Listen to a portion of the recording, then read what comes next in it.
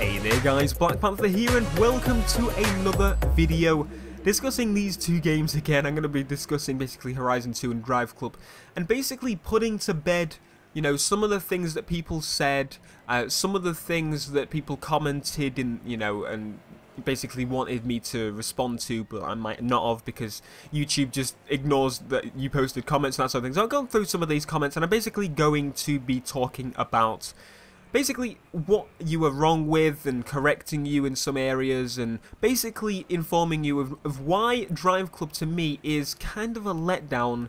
I mean, I know it's not out yet, but the basic design of DriveClub is a letdown in itself to me. Now, when I first saw DriveClub, I loved the game. I loved the idea. I was excited for it. I was going to get the PS4 on launch day, get the game. I got the PS4 on launch day still, but DriveClub was delayed. And after that, it's given me time to think. And I've since got an Xbox One, so that means I've got many more options with racing games. I can get Horizon 2 and I got Forza 5 and I got Forza 6 next year. You know, it basically opened my mind. And if I bought DriveClub, what am I buying? Now, look at it this way. Horizon 2 and DriveClub shouldn't really be compared. I know that. But what I did do is compare them in that video. And the reason I compared them in the video, and the reason I say it's not you know, good to compare them, is because it's unfair to compare both of these games. Because one of them is an open world racing game, and the other is a linear track select racing game. Now, I'm fine with linear track select racing games because, hey, I play Forza 5, but the difference here is that I could then compare DriveClub to Forza 5, right? Forza 5 has more cars, it has about 200 I think it is now.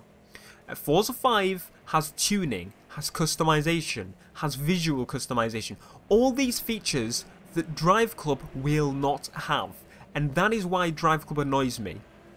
Because it is a game designed to be sold as a free game. That's what it is. That's the main purpose of this game. This is why it's being, you know, PlayStation Plusified, I guess you could call it.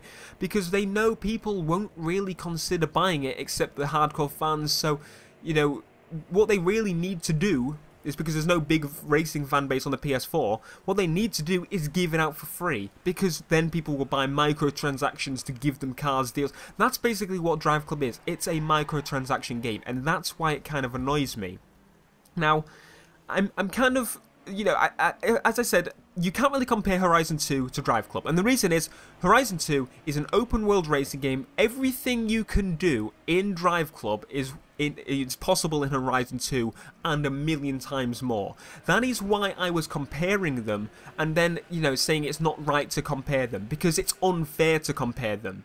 I can get the same car from DriveClub and make it my own by, you know, adding on body parts, making it a drift car, drag car, or a circuit car. Whereas in DriveClub, it's literally going to be, get that car, you can't tune it, you can't modify its appearance in any way except adding your crew vinyls on it, drive it around the route, that is that complete.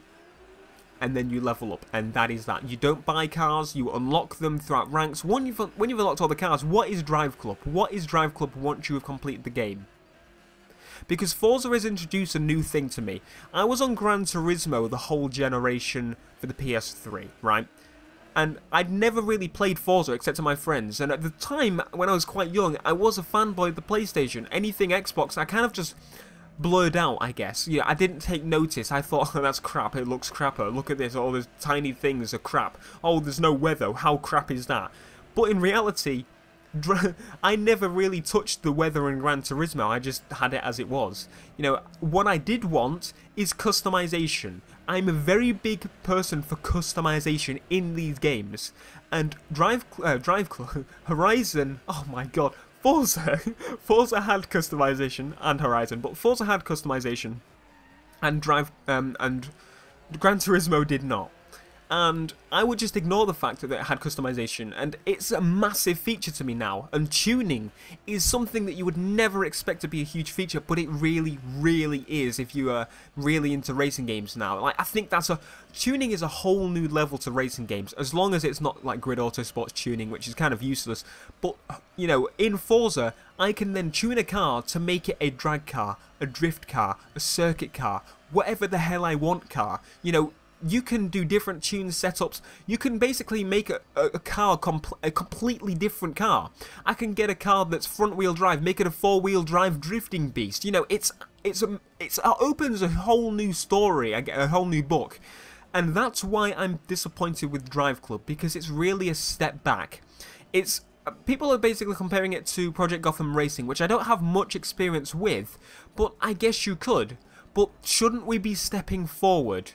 To me, DriveClub is all show and no go. It's got the looks. Honestly, it's the most beautiful game I've ever seen in my life, and I've only seen the build from Eurogamer last year, which is quite an old build now, and it looked absolutely amazing. From the new gameplay we've seen, I have never seen a more beautiful game, and it's on a console, right? But is that going to make me keep playing? No, it's not. What I need to keep me playing a racing game now. I mean, look at Need for Speed Rivals. I'm pretty sure everyone that likes racing on the PS4 has got a PS4 or an Xbox One has played Need for Speed Rivals. Maybe not Xbox One, but pretty much everyone on PS4. And, you know, looking at that game, once you beat the game, what was there to do? What could you do? Absolutely nothing. I want everybody, right, really, to just give a game a chance. You know, give Shift 2 a chance if you didn't play that. Give Forza a chance if you didn't play that. And play around with tuning, play around with the customization, and you will see exactly where I'm coming from with this.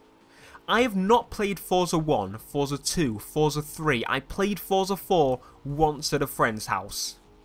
And I bought Forza 5, and I have never really played a game like it before that really makes me want to get a car and go, right, what can I do with this car? I can rip out this, I can put this in, I can put that out.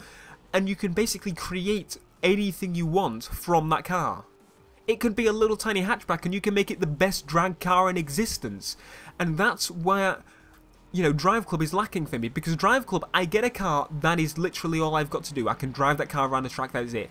If DriveClub was a simulator, I would totally understand this. I would totally understand why there was less tuning options, less customization options, but there's not.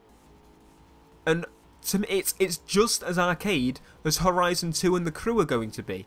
They call it, or it's in between, you know, simulation and arcade, blah blah blah, but it's basically, if you go from simulation in any way, it's arcade. That's basically how it is.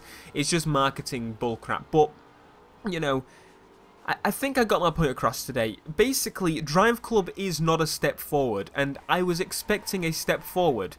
I mean, even if they didn't have the customization in there, I would be fine. As long as they have tuning, something to let the professionals get that upper edge, and not just turning off traction control on an arcade already racer. It just doesn't make sense to me. And it basically means to me that I would much prefer Gran Turismo 7 over DriveClub. And I am really not looking forward to Gran Turismo 7 because they're using standard cars again. The sounds are not going to be updated at launch. They're all going to sound like vacuum cleaned. It's basically a port of GT6, which I've already played with GT6 and GT5, because GT5 and 6 are pretty much the same game. You know, I would rather have Gran Turismo on the PS4 at this point, because I can tune cars, I can upgrade them, not very much, you know, not as much as Forza, but I can still tune a car to be a drift car, a drag car, circuit car, anything I want it to be. Whereas DriveClub just sits there alone, confused out of its own mind. It doesn't know what it wants to be. And that's quite kind of why it's letting me down. You know, the reason they're putting it on Plus is because they don't think many people will buy the full version, because it's a confusing game. It doesn't have an area. It doesn't make sense. Anyway, hopefully this, you know, gives you more understanding as to why I'm really confused with DriveClub. And let me know down in the comments what you guys think about DriveClub. Are you as confused about DriveClub as I am? Because, I don't know, I just wish it was a simulator, because they've gone into so much detail with the cars. The most detail I've ever seen in cars ever. You know, they rejected a model because the head of a screw was wrong on a car. You know, the sky is exactly as it should be, patterned by like NASA findings and all these amazing little things you would never expect in a game. And then you select a car, you race the track, and that's it. It's just disappointing. Anyway, I'm going to be picking up all racing games this year, you know, Project Cars, I'm going to be picking up Forza Horizon 2, DriveClub, I'm going to be picking up The Crew, definitely, everything, because I love racing games, and I really want to dig more up on this, because there must be something we're missing about DriveClub, because it doesn't feel like a next-gen game to me other than it looks pretty, because it's really not. It's something that you would expect to be free to play, meaning, you know, that's why I think there's a plus version. Anyway, as I said, let me know your thoughts down below. I'd really like to know what you guys think on this topic, because I just want to know, basically, and hopefully this ends some confusion and stuff that I created in the last video, and I'll see you in the next video, guys. BlackPanthaa out. Peace.